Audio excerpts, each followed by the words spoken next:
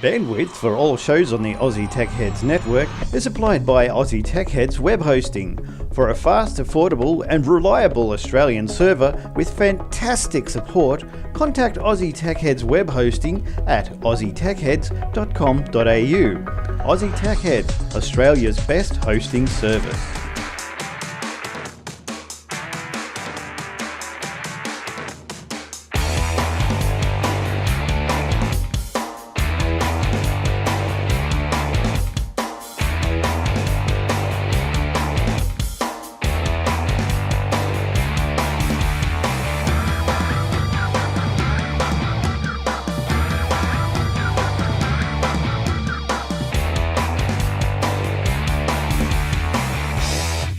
Let's start episode 370 with a bang. Bang. It's the 5th of December. Welcome to another episode. It's flying along, isn't it? It's Christmas is almost here. What else is going on? Not much. That's just Christmas. That's about it. Yeah. So thanks to Aussie Tech Head Web Hosting, azhwebhosting.com.au, where you can find nice little shared web hosting services for your blog or business page. If you're not happy with the other provider that you're with, come and have a look at us, azhwebhosting.com.au. Now, we're going to move straight into the show. We're not going to muck around tonight. Jace is on screen. He's back from his 2-week absence. So how you going, Jace? How you doing? Not too bad. Good, good. Sporting a haircut and red T-shirt. Bit of growth. Is that taking after the master? Sure, why not? Yeah. Why not, indeed? And all the way over there in sunny Perth, because it's still only it's nearly 6 o'clock now. Hello, Shane.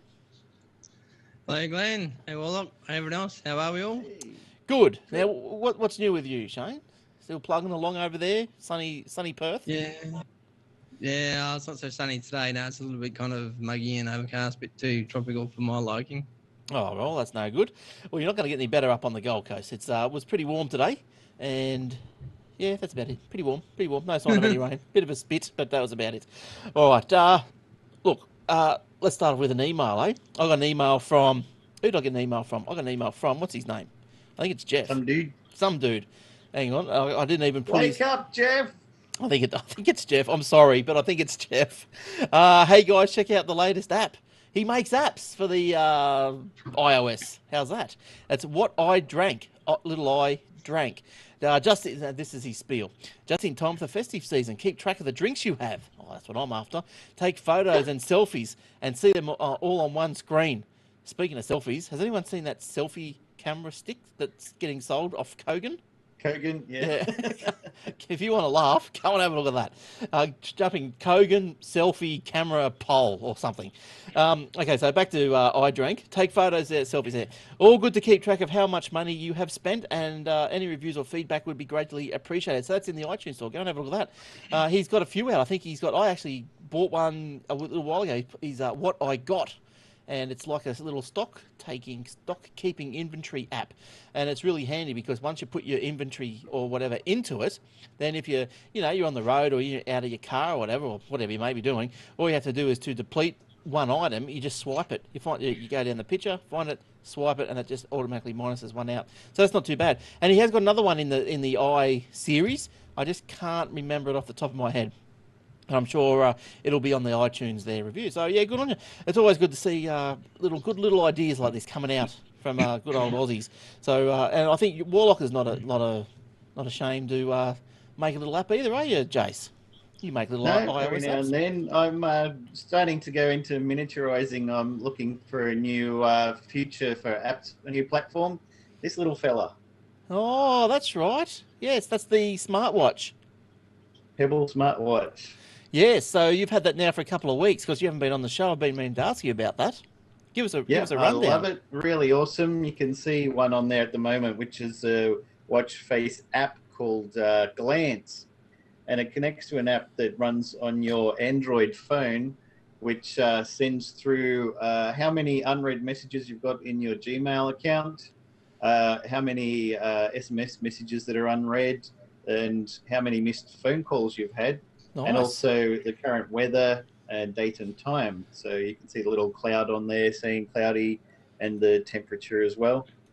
That's just one of them. It's You can also use that particular app to program in from the Android app a set of 6 responses for SMS messages. So if you're driving along or you're busy cooking dinner or whatever, and somebody sends you a message, hey, the show's on tonight, meet us at the usual place at 8 p.m. for the party, you can just click a couple of buttons and send back okay or cheers or yeah, mate, no worries. And it'll send it straight from your watch through the phone to your friend. Nice. Now, that didn't look like a color screen? Is that right?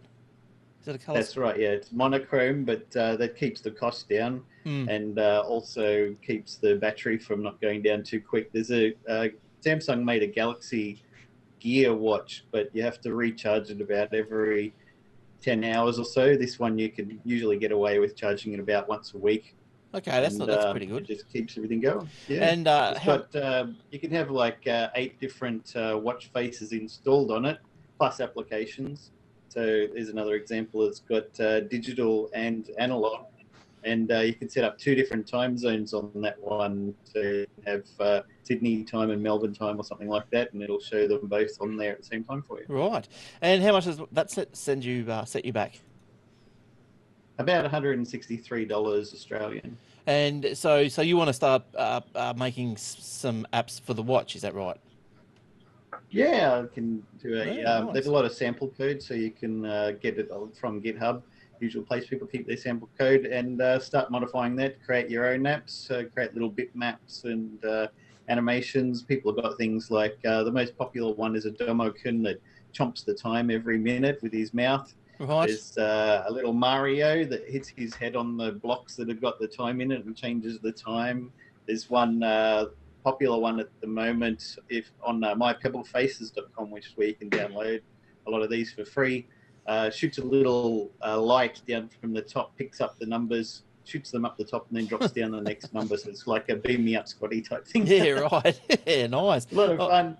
You don't want to have something that goes every second. If it's got a second hand on there, it'll drain the battery a lot faster because the screen is updating. But if you only update once a minute, which is the standard ones that I tend to use, then the battery will last for a very long time. Yeah, and it's great because anytime you get a notification on your Android or iOS device, you can send whichever ones you like to there. So if I get an email comes in, my watch vibrates and I can just have a quick look on there and dismiss it.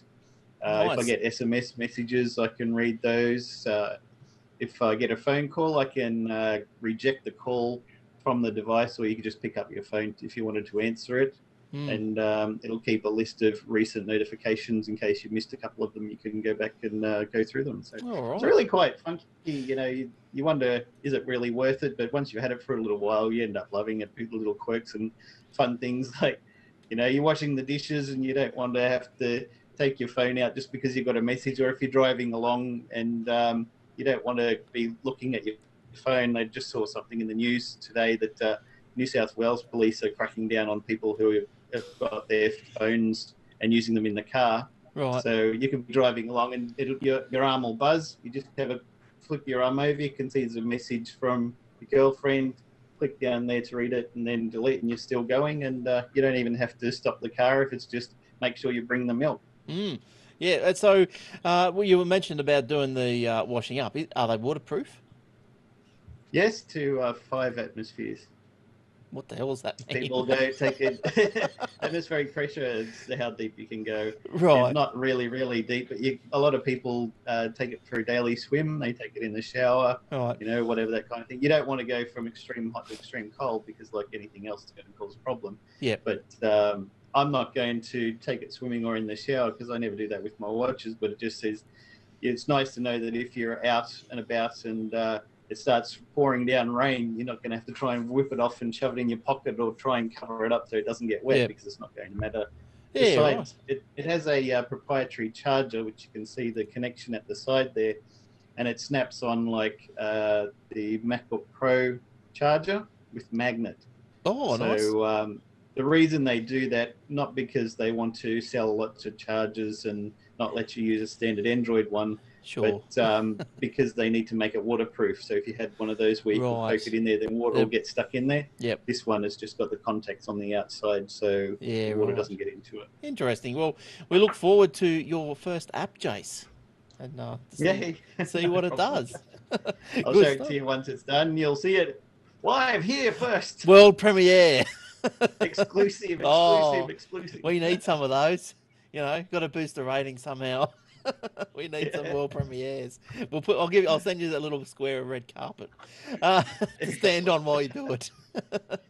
All right, Shano, give us a rundown on this week in tech history. What's happened over the millennia on this week, please?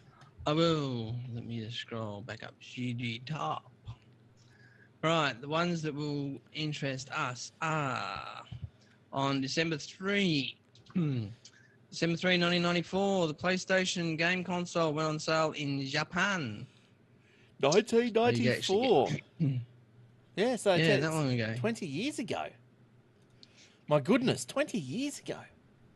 I remember. Because what up to? Because Yeah, I remember like they've only just released, haven't they? the latest one. Yeah, that's the 4, isn't it? Yeah, I remember in television. You know, the Ataris. Yeah, all right. Next one. Moving on. Also, December 3, 2001, in Bryant Park in Manhattan, inventor Dean Kamen unveiled a secret project which he codenamed Ginger, that Steve Jobs reportedly said would cause cities to be re-architected. Yeah. And the Segway personal transporter has become iconic for male cops, which I didn't know existed, and male men. Is it male cops or mall cops? It might be mall, actually, now that you pointed it out to me. I think it's mall. Yeah, it could be mall. Yeah, because there are heaps of male cops around. So mall. No, as in MAIL, as in like email. Oh, those ones. Well, you know the Segway. Apparently, there's been a little business on the Gold Coast up here with the Segways. You know, you're supposed to be able to hire them out and buzz around the town, but apparently they've been banned. This is late breaking news, like from last week. Apparently they've been banned, and so obviously the guy that hires them out's not too happy. But yeah, but I don't know. I don't think they're that dangerous. I've never ridden one. Has anyone here ridden one?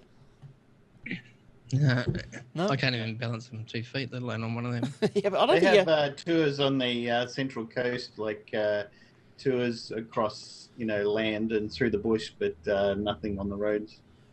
Yeah, right. I don't think they're hard to balance. I think don't they just automatically just stand up, like they just automatically just gyroscope in it to keep it upright. Yeah, so I don't think it's too hard. All right, keep going, Shane, please. December 5th, 1901, at 2156 Tripp Avenue in Chicago, Elias and Flora welcomed their new baby boy into the world. They had no idea at the same time that Mickey Mouse had also come into the world, along with their son, Walt Disney. 1901. Jeez, that's a long time. Yeah, he's old. Yeah, what Mickey Mouse? So you say Mickey Mouse, that was his birthday, 1901. No, it was Walt Disney's birthday, but because of the whole copyright thing. Right, they noted at the same time that Mickey Mouse had also come into the world along with their son, Walt Disney. Because it's the life of the creator plus whatever the rule is these days. Okay, all right, and the last one, please. December 5th, 1901 as well, physicist Werner Heisenberg was born. We may not know both his precise position and his precise momentum at the same time, but we were certain that he was born in Würzburg, Germany. So he's the guy that, for the physicists or the Big Bang Theory aficionados, he's the guy that has the what's the word? Meth lab. The principle where it says in quantum physics you cannot know the speed of something or the position of something at the same time, because to know one you have to kind of cancel out the other. Oh, yep. He must have been smart. Yeah, so Werner Heisenberg, that just reminded me of the Breaking Bad, which I've just finally, and thank goodness, finished. All right, not thank goodness in a bad way, well, in a good way, because it was just taking all my free time. Like I'd do all this up of a Thursday night, edit the show and everything, and it'd be about 11:30. I just had to watch the next episode, So I'm glad that it's over. That's finished. And I think you got one more. Sorry, Shane, I didn't see that one snuck down the bottom there. What's that one? December 7, 1999, 6 months after its birth, Napster is sued by the Recording Industry Association of America. The industry refuses to settle, thus ensuring that the digital music sales will remain low for years to come. Yeah, so did you used to use Napster? No, I didn't really. I've never really got into the download kind of thing. I mean, recently I've only downloaded a couple of movies and all that kind of stuff. Yeah, I used Like to. I said the other day, I think Maria still buys DVDs. Yeah, right.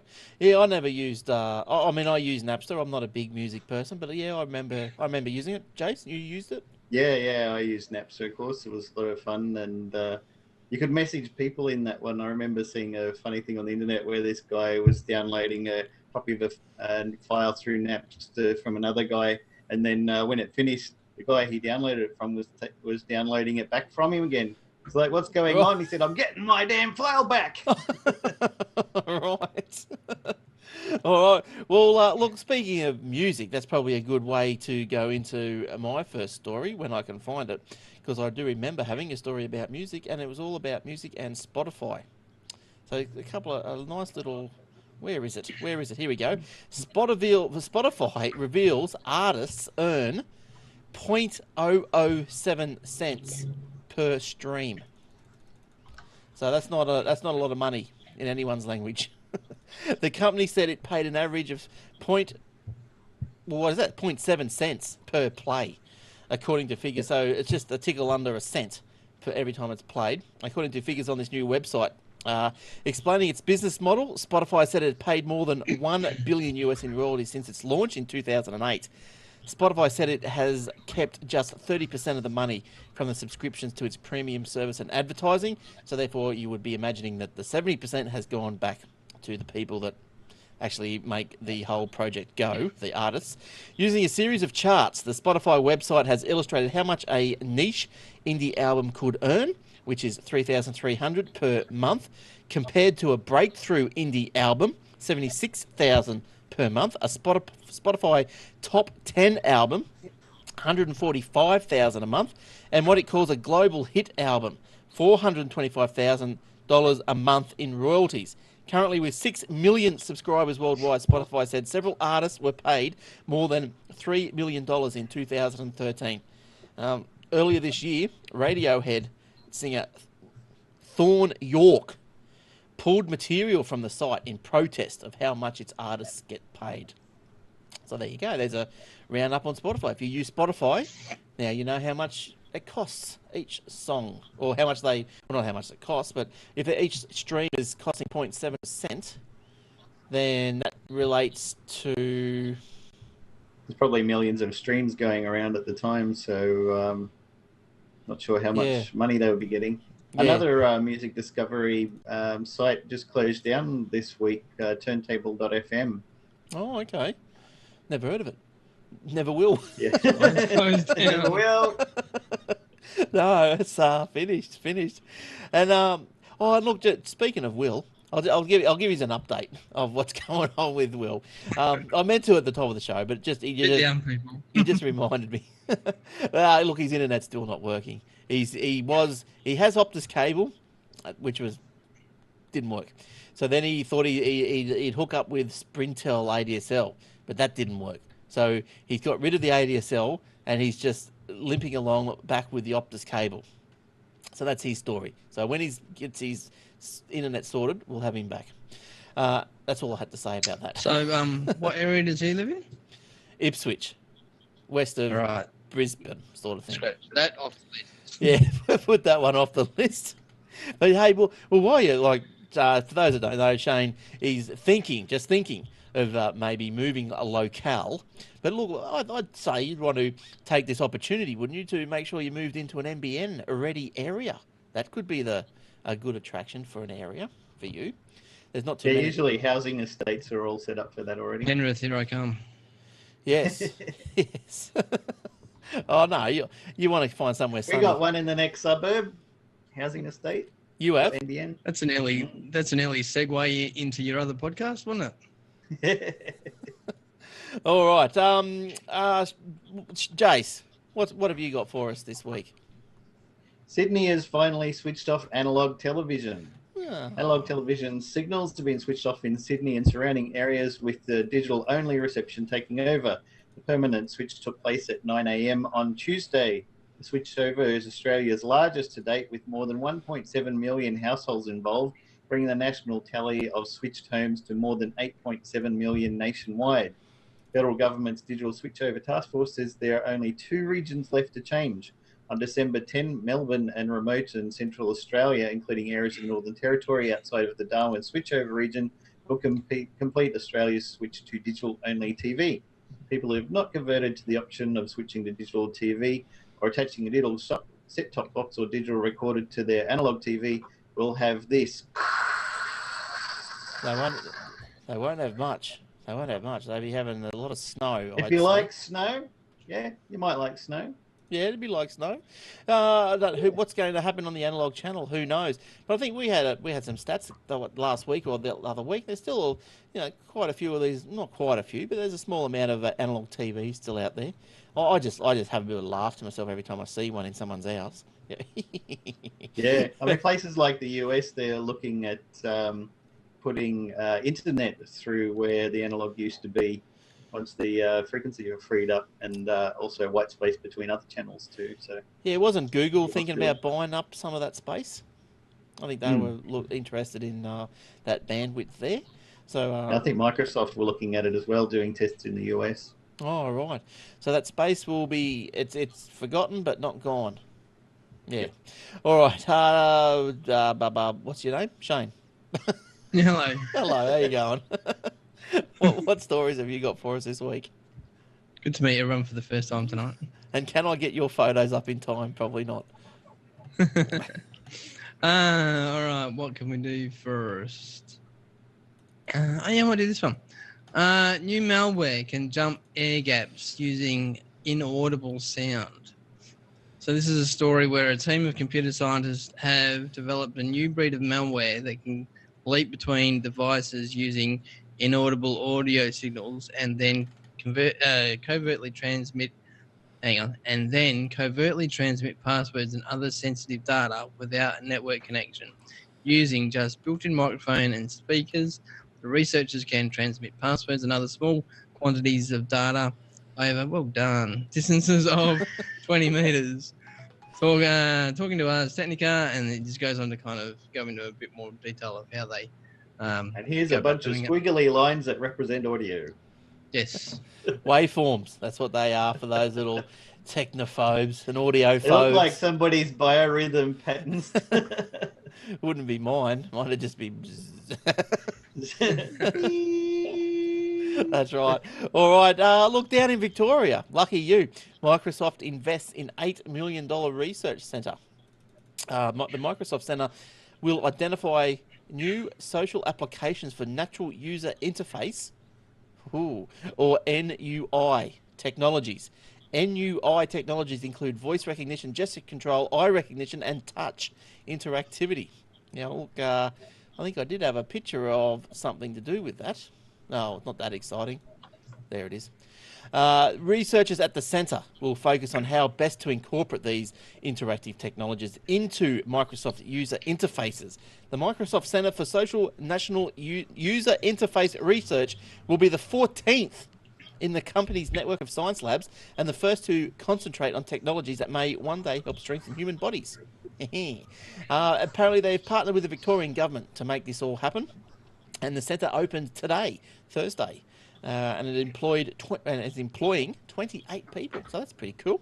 I wonder if any of you guys out there listening are one of those. Interesting. They can give me a job. I'll move down to Melbourne. Yeah, you want to move down to Melbourne, don't you? Yep. Well, there you go. Go, we're all on the move. Yeah. Everyone's moving. So when are you moving, Glenn? I'm not. Oh, I'm stuck here. I've got cable extreme. It's the best I can get, so I'm not moving. But yeah, like, even if you want to move out into the bush, have a bit more of a serene lifestyle, but you can't get no internet. It's rubbish. You don't want to move in the bush in Melbourne. No, Yowies. You've seen those fires. Oh, yes, the blackness. But you'd be surprised. I'm not sure if you see it that much in Sydney or indeed in that much over there in Perth. But like, I'm probably fairly surprised at the amount of, like, when I go to people's houses, that that their internet is a 3G dongle. That's it. Like, I'd say probably say a fifth of the people that I go and see, Really? their internet is a dongle. Yeah. Jeez. I know. It's just madness. I don't know The why. company we support, a lot of their stuff uses that, but people use the 3G Telstra dongle at home, but they don't realise that when they're connected to the corporate network, it's sending down updates for Outlook, updates for Word, Excel, software operating system updates, and all of this. And if you get a 200 or 300 meg update, it's going to slow everything down so the computer network is hardly usable. And then if you only get like 500 megs to a gig a month, then you're going to easily go over that. And we've had that happen. Somebody had come to me and they said, why is it I've got this really big bill from Telstra for 3G? They said the amount that I used up is about 5 times what I usually used up last month. I said, well, you probably got some updates from the server, some patches, software patches and things, and it's just trashed your quota. Yeah, well, that's the thing. Like, I know my little laptop. Bandwidth for all shows on the Aussie Tech Heads network. Oh, see, I was just queuing up the next thing. I forgot that auto played. We'll have a listen to that in a minute. I turn the automatic updates off on my little laptop that I take around with me, because you don't want an update every 5 minutes when you're out on the thing, when you're hot spotted. Jeez, no. Yeah. Jeez, no. Problem is that a lot of the computers are built with automatic updates turned on for the Microsoft Update service, and you've got so many things that are happening. And it usually says, don't notify me when you're updating.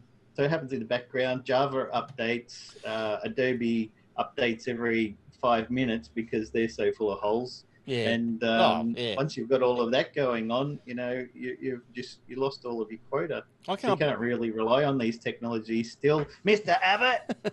I can't believe how many Java updates there are. Well, it's every day, just about every second day. It's mental. Now, what you heard before was I was just going to tell you about the AussieTechRadio.com.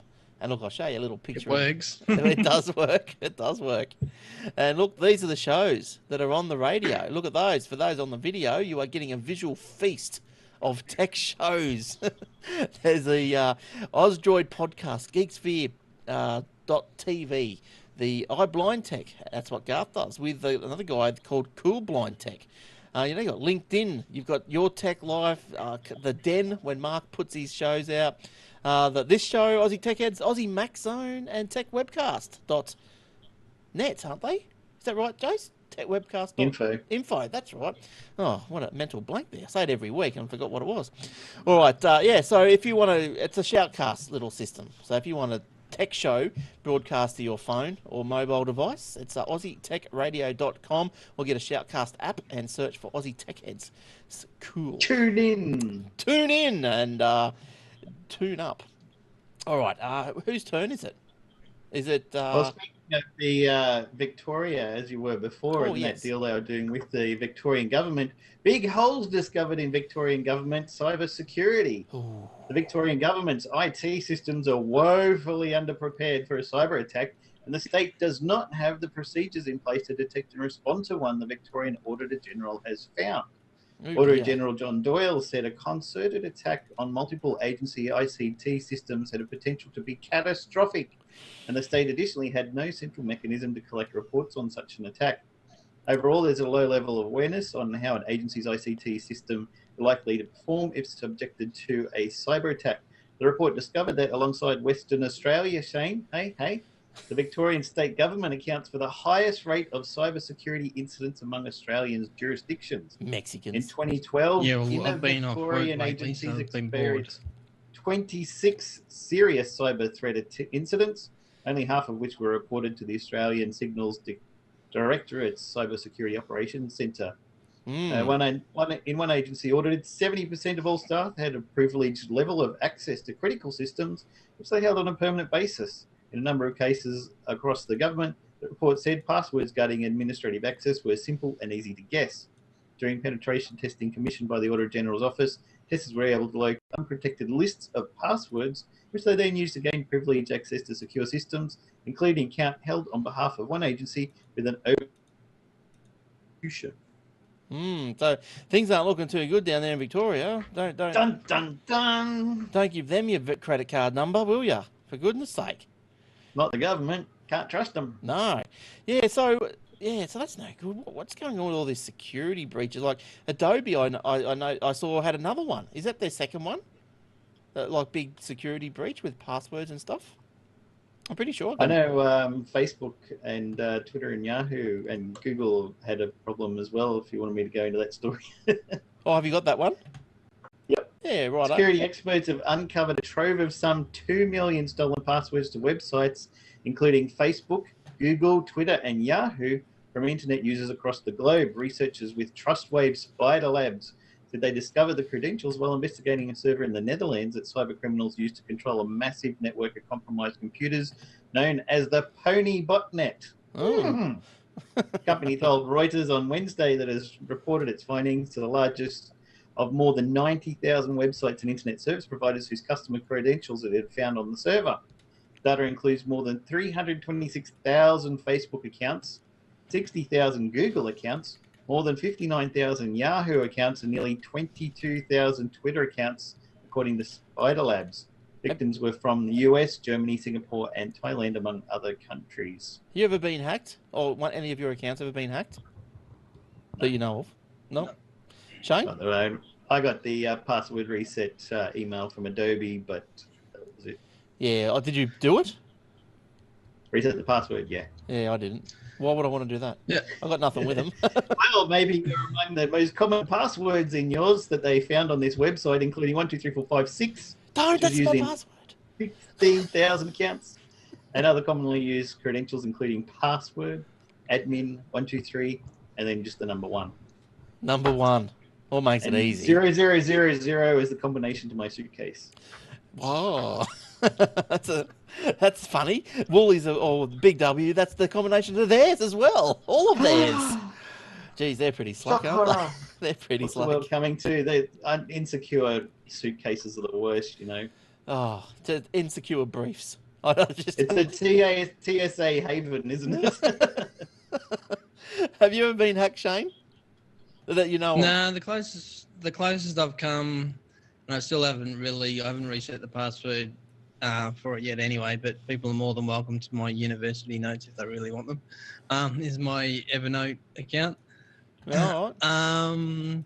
The only time that I ran into problems where the bank was doing the right thing but didn't tell me they were doing the right thing is when I bought that wine for the Twit Mob, because I'd never bought anything from that wine company before. Yeah. They stopped my credit card. Oh. But they didn't tell me that. Well, that's So no good. yeah, I went to use Usually it. they're supposed to ring you up and say, "Hey, there's a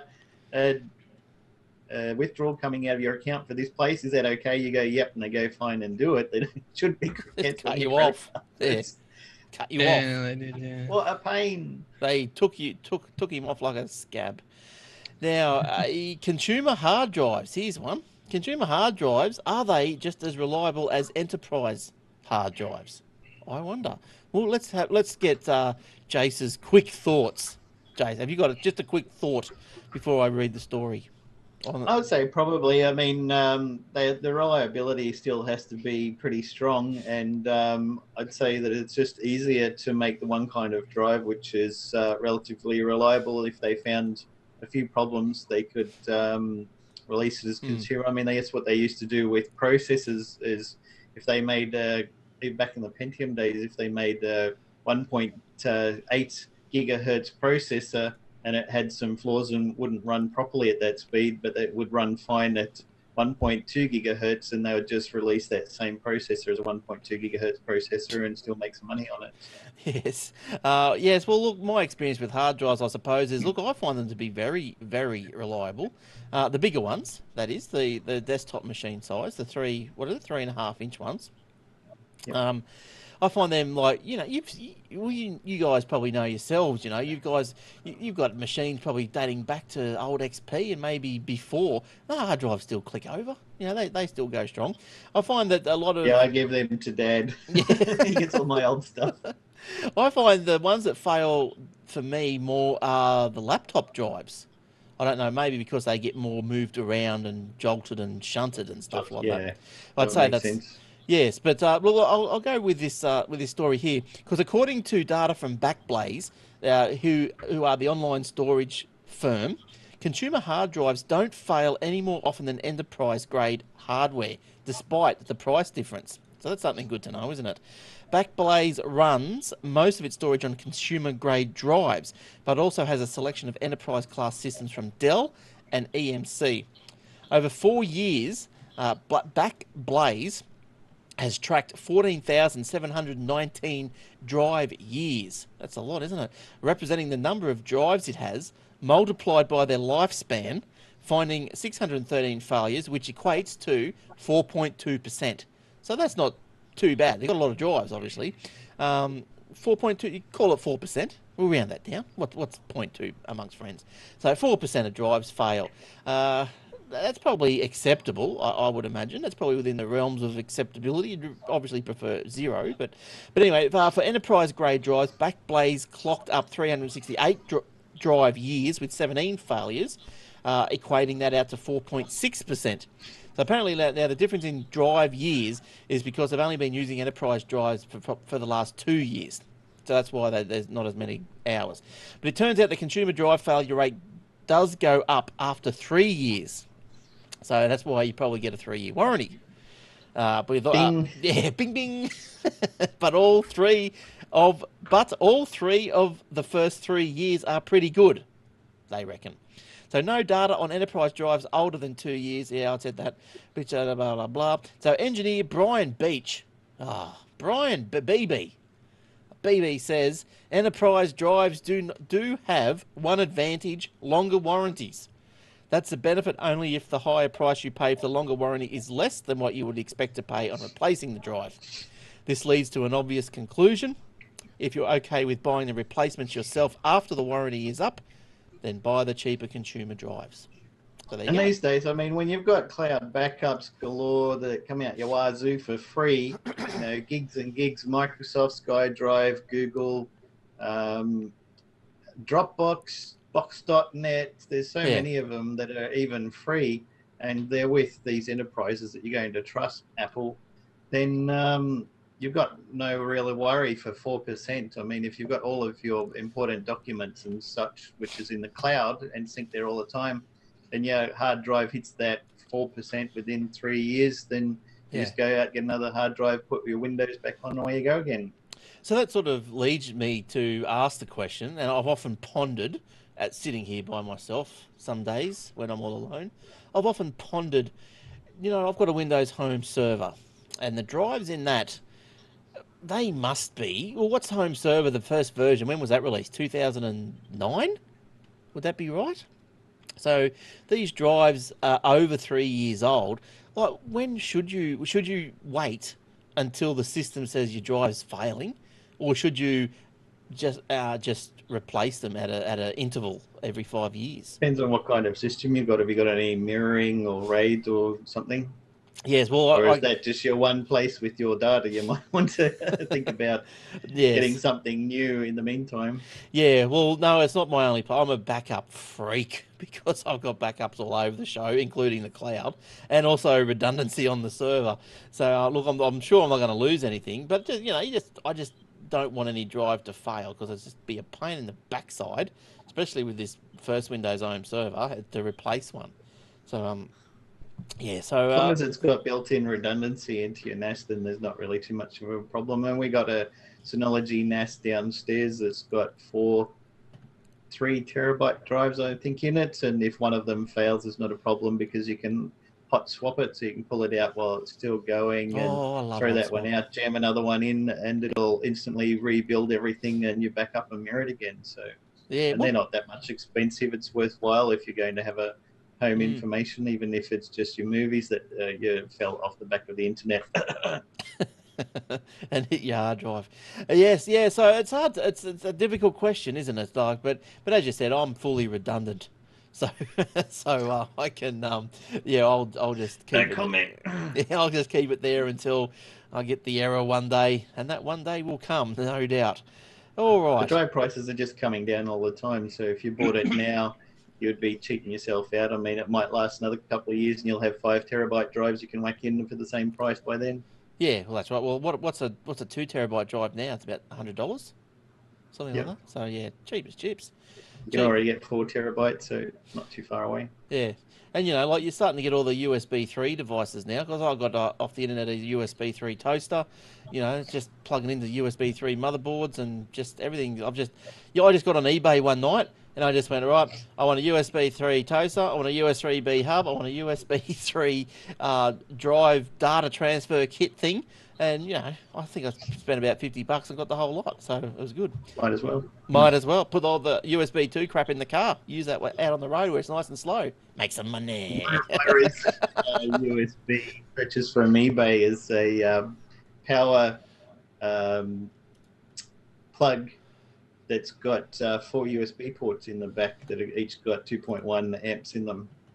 Fantastic. You can just I can plug in my Pebble Watch, my phone, and my tablet, charge them all from the one plug. Yeah, okay, that's all right. Power board with all these different plugs jammed in it everywhere. You just got the one plug and everything goes into that. Fantastic. Yeah, Great to travel too, because you don't have to carry around half a dozen plugs with you for each device. Oh, yeah, sounds good. Shane, are you still awake over there? Yeah. Yeah, I'm taking it all in. Good. We're going to have a test. Now, when Jason said, now, what story, what do you want, where do you want to take us? I want to follow on from the whole passwordy thing that we were talking about before, and Jason said that people were using zeros as passwords and things like that. Yes. What's the one thing that you would hope that where zeros weren't used as I know, Mr. Cut there, but I won't say it. I'll let you do that one. When the one thing that zeros weren't used in where? Zeros are used for password 0000000. One thing that you don't want that to be the password for. My briefcase. No. A little bit bigger than a briefcase. And more explosive power. Yeah. Oh, the chest I keep my fishing dynamite in. No, what, Shane? What is it? What is it? Stumbled across a story. Yes. Where for 20 years, Ooh. apparently the launch codes for nuclear weapons in America, all the silos, all of them, was set at 8 zeros. No way. Are you serious? Yes. Wow. 8? Oh, it gets worse. Oh, cool. Nothing went off, so I think that's worst case scenario. But yeah, well, how does it get worse? Well, not only were they set at 8 zeros, in their documentation of their little checklist. Yeah. In case you didn't know that they were set at 8 zeros, in there it said launch code is 8 zeros. Then the third. What happened to the two key system? The two keys. Oh, that's what's replaced it. Well, no. Well, I think that's kind of like one of the steps. But then the third kind of freaky thing was, and this is all during the Cold War, and it was all about trying to be able to react quick enough to if Russia had launched their nuclear weapons first and all that kind of stuff. So the last thing that they did to kind of save time was that the launch codes were like the little tumblewheel thingos were set at 8 zeros. So people didn't even have to go up to the thing and kind of muck around with it. It was already set at the launch code. So be no good if you're sitting at the launch keyboard and just going, damn zero key, why doesn't this work? There it goes. Exactly. You didn't have your morning coffee and you fell asleep on the keyboard. Yeah. Yeah. Or you bought one of those dipping birds in the Yeah, like Homer Simpson. and you Oh put no, I've lost my job now. Or a And half wobblehead. of Russia. Whoops. half of the East Coast. That's terrible. Is this one of those Snowden revelations or what? I think it might have come from that, actually. I don't know. Today I found out that during the height of the Cold War, the US military put such an emphasis on rapid response to an attack on American soil that to minimize any foreseeable delay in launching a nuclear missile, for nearly two decades or 20 years, they intentionally set the launch codes at every silo in the US to 8 zeros. Wow. We guess the first thing that we need to address is how this has even come about. So they go into the fact that there was like an old system called PAL, which stood for Permissive Action Link. But basically, JFK wrote some sort of law or whatever they call it over there to replace all that with this other thing. Or PAL actually replaced the previous one. I can't remember how it actually went. NTSC. But anyway, in any event, for 20 years, up until I think it was the story goes on to say, I think it was 2004. But that can't be right if it was like in the 60s, because that only takes up to the 80s. Now this is. But it's all changed now anyway, so you can't sort of Now it's 1, not- 2, 3, they're 4, not 5, zeros 6, 7, anymore. 8. It's a lot more difficult. Yeah, but, Yeah. but even like, could you imagine like someone you're giving the instruction to launch? Even like say there was a war and that has to be launched, not just by mistake, but you need it to go. And so you ring it up and you say to the person down the end, "Hey, Dan, listen, I'll give you the launch code. Oh. Nothing happens. He's pushing the wrong key. Well, that's a bad password for many on many fronts. But just interestingly, put your tinfoil hat on here for a second. But I just went to link it to that story that you sent me about that. It's been taken Yeah, it didn't down. work? No, it's taken down. So they mustn't. No, want... if you do because I freaked out when I saw that, and I thought, oh yeah, they've taken it down. But if you actually do a search for it under launch codes on Gizmodo, you find it again. Because I was in such a rush. Yeah, so I thought, better tread lightly. I wonder why you didn't put the picture up. Well, I couldn't find it because it didn't link properly. All right. Yeah, so that, These are not the launch codes you're looking for. These. Nothing to see. Move on. That's right. Now, what else have I got here? Here we go. Office 365. We all know what Office 365 is, don't we? It's Office in the Cloud by Microsoft is now free for students. Under Microsoft Student Advantage program, schools and universities that purchase licenses for Office Professional Plus or Pro Plus can provide Office 365 Pro Plus to their students at no additional cost. Well, wacky do to those little dudes. Microsoft launched its Student Advantage offer in Australia earlier this month. The company claims 35,000 academic institutions worldwide are positioned to benefit from the Student Advantage program. Now, the guy that was in charge of the program or in charge of the whatever it is, he said that the reason why they're giving it away for free to the students is like everything. They want to hook them into the Office ecosystem, Microsoft ecosystem. And he said everything, he went on to go on about, it's all about the ecosystems. And I think that's where he's pretty much on the money, as we've been Lock it saying in, as well. Eddie. Lock it in, like, look at me. iPhone, Apple ecosystem, only mobiles though. But then look, Jace, your Android I escaped. You escaped. But now, did you find that hard? Like, or I don't know, just Jump ship. a chore to change. It was quite easy to do, and just the similar sort of experience. Just think you get your Google account, and everything syncs with that from now on. But what about, did you Of course, you have to rebuy a lot of stuff. Yeah, so you had did you have much content in the Apple verse? Probably spent hundreds on games and things. So, Right. You know. But they'll still be there if you ever decide to come back. That's right, yeah, and on any device that I get in the future. What have you passed down to your daughter? Have you said you must go in a iPad certain way? Mini, Oh, she'd be using your account then? Does she? her use account. Oh, she doesn't use your account. There'd be all these games on it. No, she likes her own little. No.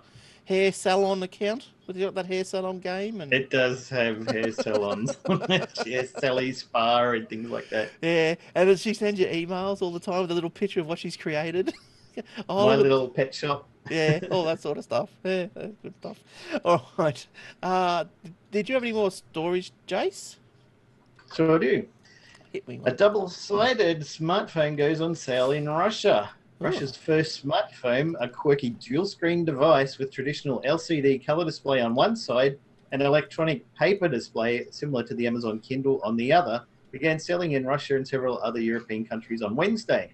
The Yota phone, developed by Russian tech startup Yota Devices, will be sold for about 19,990 rubles, $668 US in Russia, slightly cheaper than the top competitors like Apple iPhone 5 and the Samsung Galaxy S4.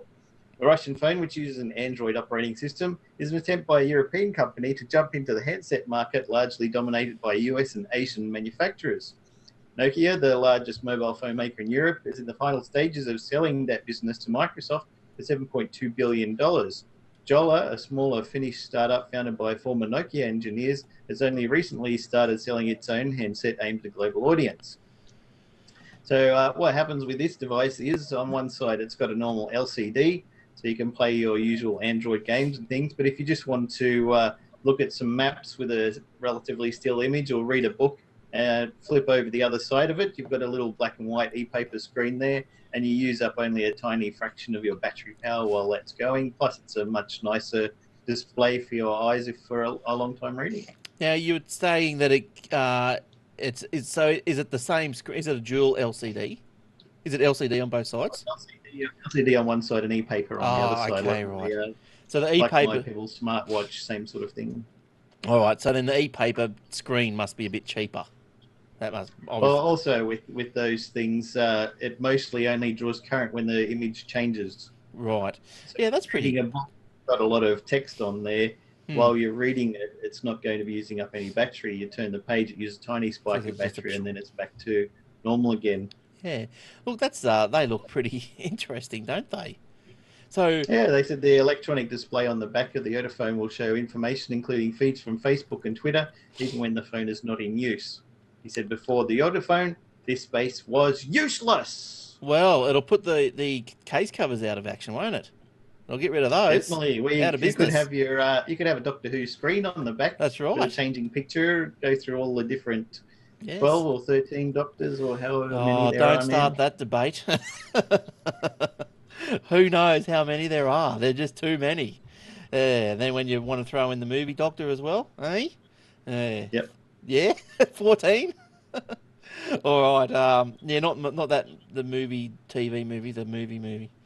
All right. Yeah. So yeah, that's all right, isn't it? That's a good little idea. I don't know if I'd have a use for it, but I'd like one. Or a lot of text manuals or something like that, you know. Yeah. If it had an Amazon Kindle app that showed on the back of that, it was fantastic. I'd like one of those actually. That could be my next phone. Shanos, what are you doing? As long as you can read Russian. No, I stay relatively still when I read. I get motion sickness and stuff. Oh, so, Right, the next story I'm going to do is go. Is Foxtel. In a bid to be more relevant and to an increasingly distracted TV audience, Foxtel is about to start selling consumer bundle plans, including ADSL and NBN home broadband. Australia's largest pay TV provider will start offering bundles to home customers that include everything from broadband internet through to the home phone plans and, of course, the TV service. So basically, like where I've got my Foxtel and my Foxtel through Telstra, they're going to do the other thing. I'd actually, through Foxtel, would get my home phone and my internet service. I think what these people got to look at, and I know I tweeted the other week about it, is like, I turned on to the Sky News channel, and I sat there, and no word of a lie, it was like top of the hour, just after top of the hour. I think it was between, the news headlines and Paul Murray Live or something, and somewhere around that, somewhere around that space. And it was like 5 minutes of ads, you know. And then, so like, I'd finished doing what I was doing. I thought, I just want to watch the news for a sec, or I just turn over. So after about 4 minutes, I said, this is a joke. And normally I just would have turned off. But I wanted to see how many ads are actually going to pack into this little segment. Like how, I'm just thinking, and every other ad that came on, I'm just going, these guys have got to be kidding me. And it was like 5 minutes of ads. And I thought, that's disgraceful. No wonder people turn off. And what are we paying for? I thought we were paying for this. Get rid of the news channels. Get rid of the stuff people don't want. Just make it work. But yeah, so but anyway, well, let's see how the internet goes, eh? That's my little soapbox rant. Continued from Twitter onto the show. I'll stop now. I'm over it. Has it always been that way, or is it getting worse? I think it's getting worse. I think Foxtel, when it first started, was under law not to show ads or something within the shows. They had to wait till the end of the show. So as soon as that law lapsed or finished, then yeah, it was just hell for leather. They started doing house ads for other channels and then right. sneak in the odd PSA, and then whoops, there's an ad, and now we've got tons of ads. Now it's just commercial ads, just commercial TV, yeah. But you've got to pay $120 a month for it. You know, so I don't know what's going on there. Yeah, what is going on? You have to pay $120 a month for ads anyway. Well, yeah, that's right, and they wonder why they're slowing down. Like, you know, especially when you've got the so you got T-Box. So what you can buy a movie off there for $5. So if you're into movies, well, therefore instead of Fox, that's 20 movies a month, which you're not going to watch anyway, and you still wouldn't be up to $120. So then you say you want to watch TV shows. Well, you know, you can buy episodes of off iTunes and that for $3 or something. Is that how much episodes are? Yep. Or yes. get a little Google Chrome device or a similar Android one. There's tons of them on eBay for like $20, $30, and you could buy them from Google Movies. So watch it on YouTube. Download it from somewhere. Get a Netflix. Get a Quick Flix. Yeah, that's exactly right. So I mean, like, I think, you know, the box at the end of the cable is running out. The only thing that Foxtel is good for me, I'm talking just for me, is for the footy, for the NRL when it's on. But the rest of the 8 months of the year or the 6 months of the year, useless. Don't care about it. Don't watch it. But, yeah, the amount of compression they do to the HD channel, so it doesn't even look HD anymore. It's not really worthwhile. Oh, I don't even have HD, but is that true, is it? Yeah, they compress the hell out of everything. So even if you've got something that is HD, a lot of the stuff that they rebroadcast is also only in standard definition anyway. Yes. But the ones that they do have in HD, because the bandwidth is so limited, the amount of stuff they're trying to squeeze through there, they compress the hell out of it. So it just looks blocky and crap anyway. So yes. Well, I know. Look, if I got the NRL anyway else, you know, I'd be ta-da Foxtel. But I can't. So can't you watch that on Big Pond? Not live. No. Oh, okay. Foxtel's got that zone. I suppose. You can get them live on your iPad, but you can't throw them up on AirPlay or anything. You can't do that. So yeah, look, I suppose. Well, I don't pay $120 a month anyway, because I don't even have the full package. I've only got Barry Basic anyway, just so I can watch the footy. And look, Kim will watch. She'll find something to watch, like Housewives of the OC or some crap. She tapes. Oh my god! But anyway, yeah. So she gets a $2 worth, I suppose. All right. Where am I up to? Did you finish with that story, Shane, or did you add more to add to that? Sorry, I think. No, pretty much. I was trying to find if they had like pricing and that kind of stuff, but I couldn't see whether they got that. Yeah, well, it'd be interesting. I reckon, and the other big overhaul that we've got to go through is if you subscribe to the internet, why the hell do you need a landline if you don't want one? Get rid of it. Yeah. I know that's their, you know, bread and butter, subsidises maybe, blah, blah, blah, but nah, rubbish. All right, Windows update the new Windows has been named.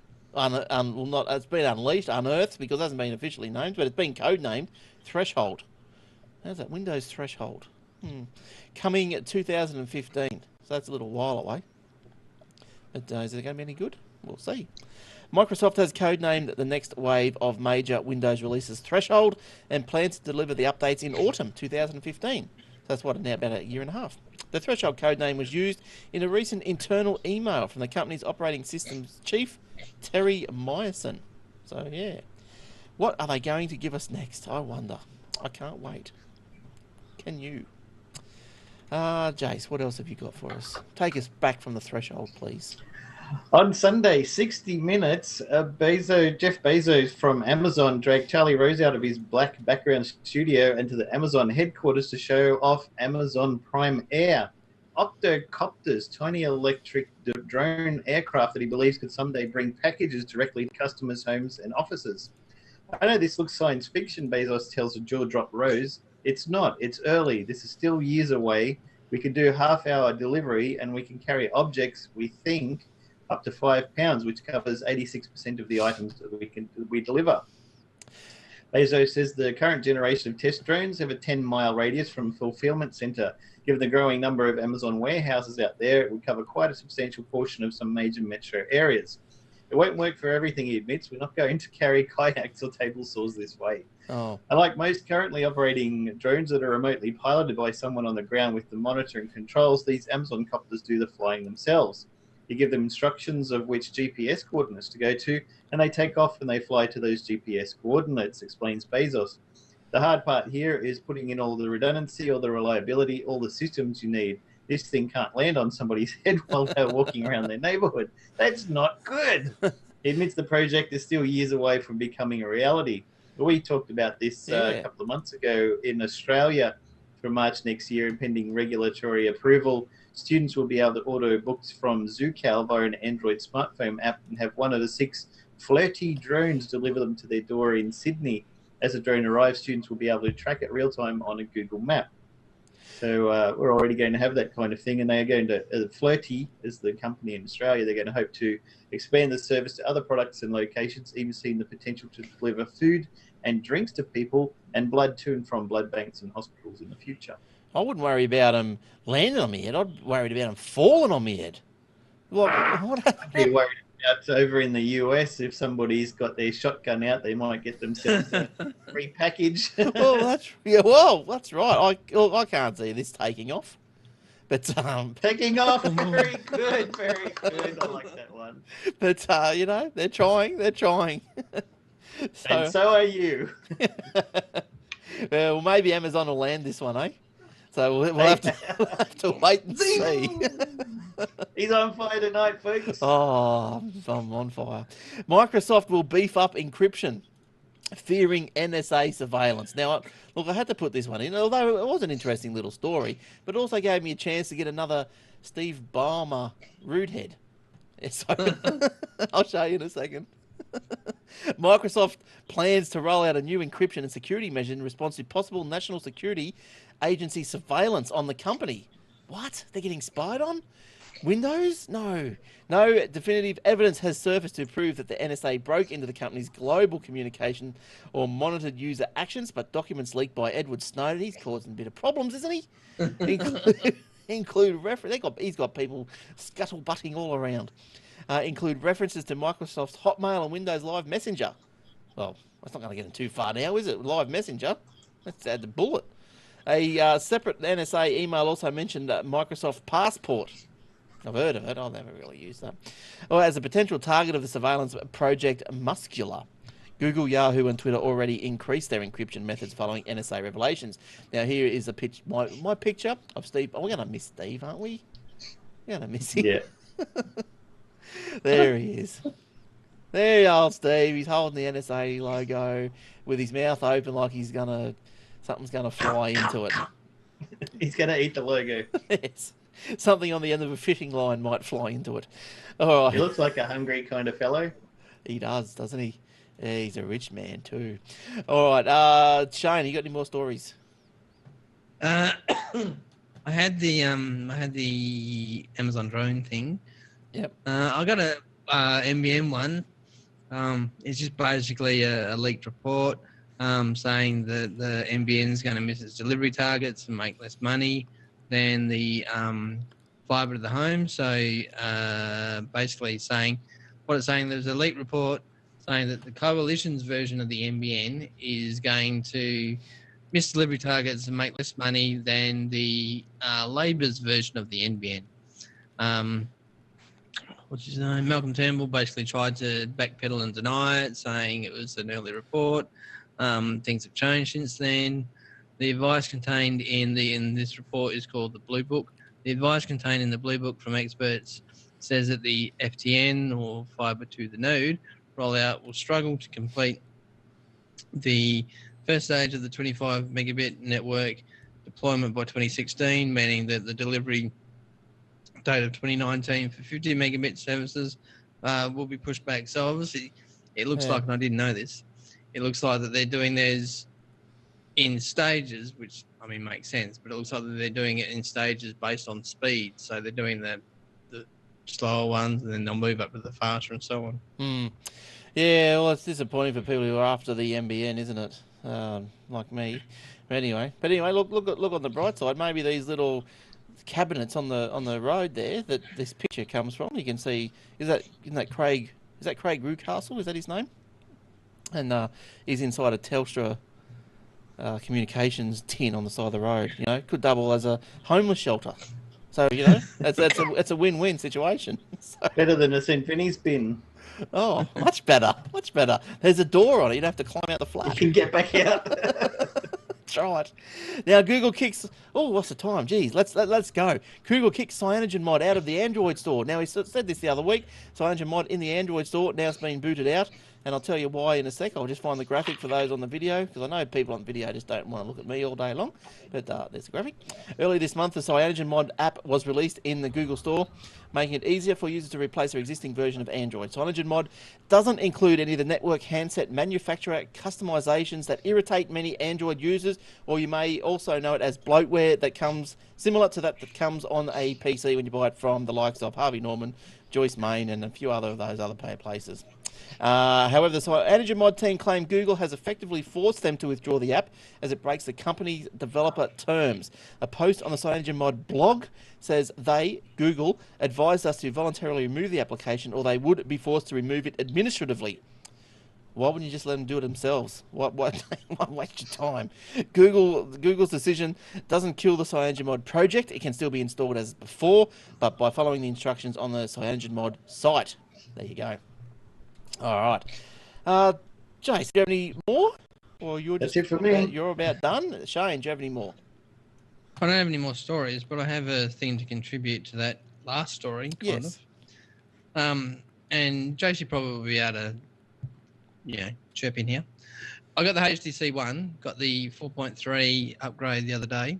Yep. And ever since, my battery will go flat within hours. And I've Googled it, and they reckon it's different things from that the new 4.3 thing turns on the location stuff by default. If you turn that off, then you'll be fine and all this kind of stuff. But I didn't have to turn features off before. Why, Jason? Why? Yeah, why, Jace? Come on. Come on. Well, I guess it's got, as I was saying, it's got a lot more features on there now to do that kind of thing. But I run a little program on mine that's free from the Google Play Store called Snapdragon Battery Guru. And it learns when you use your apps, how often you use them, and in what situations. And it monitors for a couple of days to see what you're doing. And then it'll try and cut down the battery usage of apps. It also alerts you which app's using the most.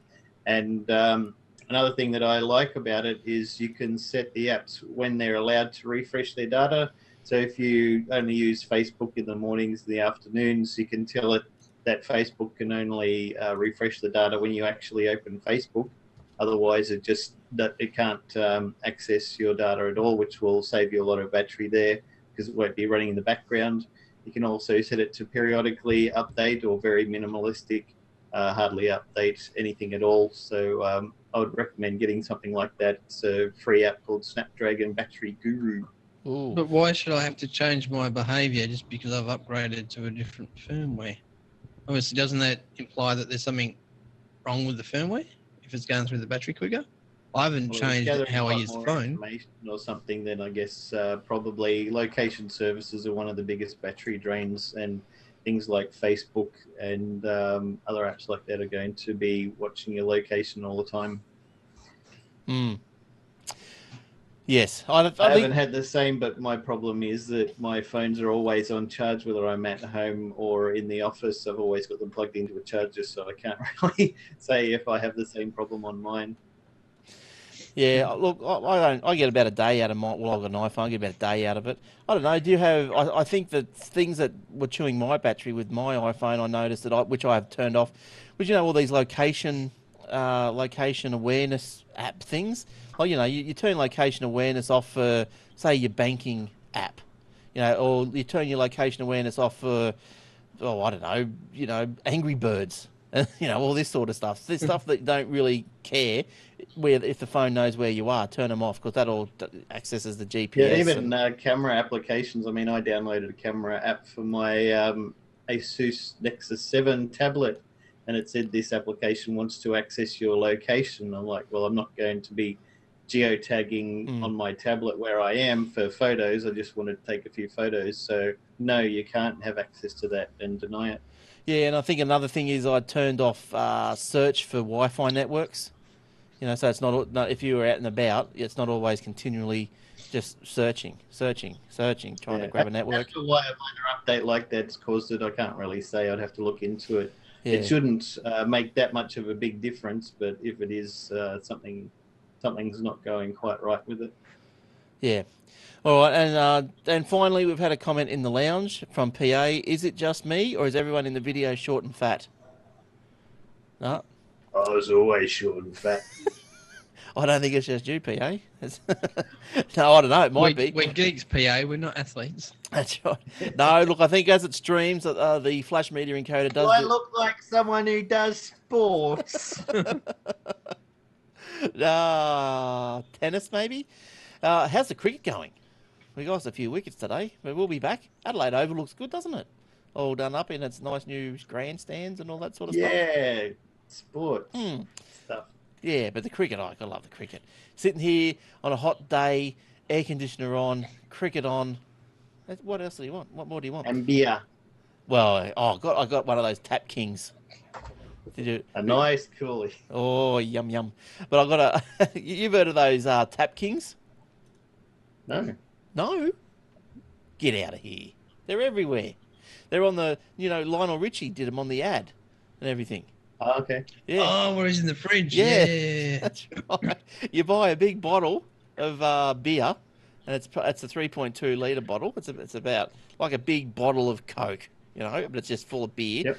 And you also buy a dispenser, and it's a bit of a rip off. Like dispenser's $30, and the 3.2 litres is about. You get two of those for $30. But when you pour it, you stick it in the fridge, and you just pour it and it's supposed to taste like keg beer, tap beer. It's not too bad. It's all right. Not bad. Yeah, it's all right. Does me. I think I worked for $30 for a dispenser. I think I can buy more beer. Well, this is true, but what I'm going to look at is I've got to do a few YouTube things because with the bottles, it's got its own little gas cylinder in it. Probably like the soda streams. Right. And I'm thinking, I wonder if there's a way that you could say make your own home brew, and put another gas cylinder in it and just reuse the whole apparatus, but it's just got home brew in it. So yeah. I'll get onto that one. See how we go. Report back to us. I will. I will. If I come on the show, it worked. How are we tell any difference to every other week? You probably won't. Probably more burps. I don't know. I don't know. All right. Well, I think that just about brings us to the end of the show.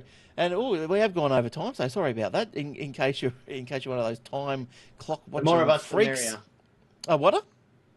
The more of us, the merrier. That's right. Exactly. We won't charge you anything extra for the extra time either. That's right. That's right.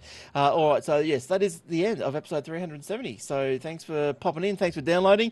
Thanks to the lounge, aussietechheads.com.au/lounge. That's not right. aussietechheads.com.au/live. In the lounge every Thursday night. Don't forget Aussie Mac Zone, same address, live on Tuesday nights and also available in iTunes, video and audio. That's if you want to get more into just the Mac side of things and Apple, iOS and all that sort of things. Jason and Michael are very knowledgeable on Mac, and Garth pops in every now and then as well. So that's not too bad going off over there. Facebook is facebook.com/ Aussie Tech Heads and youtube.com/Aussie Tech Heads, or get the YouTube off the link or the embedded video off the front of the web page. Look, I know the web page is a little bit slow at the moment. I don't know why. It's something to do with probably some of the extensions on the Joomla, so I've got to go through it. But if you can put up with it, you know, go and check it out. And also the paper, aussietechheads.com.au/paper, delivered twice a day. And your free apps. And me free apps on the Facebook. Jace, you do the Android app of the day, and I'm trying to do the iOS one, but I've been getting up pretty early these days. I'm bloody, just going through them quickly. They're all the same things, aren't they? They're just photo apps and just everything made by XNView has been released free. Everything made by Runkeeper has been released free, and every other live wallpaper thing. Yes. Sometimes I just can't be bothered posting another one. Oh, no, that's right. But just keep an eye on it. Like, it might not be every day now, but it might be every second day, or hopefully, if it's not if there's no Android one there, there'll be an iOS. But you get the idea, okay? Just like us, and if you like it, you can do something with it. If you don't, well, you just bugger it off. Easy. All right, cool. Have I done everything? I think so. Jace, thanks for coming in. No worries. We'll see you next week. Yeah, catch you next week. With not so short back in size, because it would have grown a little by then, wouldn't it? All right, and, very fast, too fast. And Shane, thanks for coming in. No worries at all. See you next week. All right, good stuff. And once again, thanks for downloading. Thanks for your support for 370 shows. All right, till next week. Bye-bye.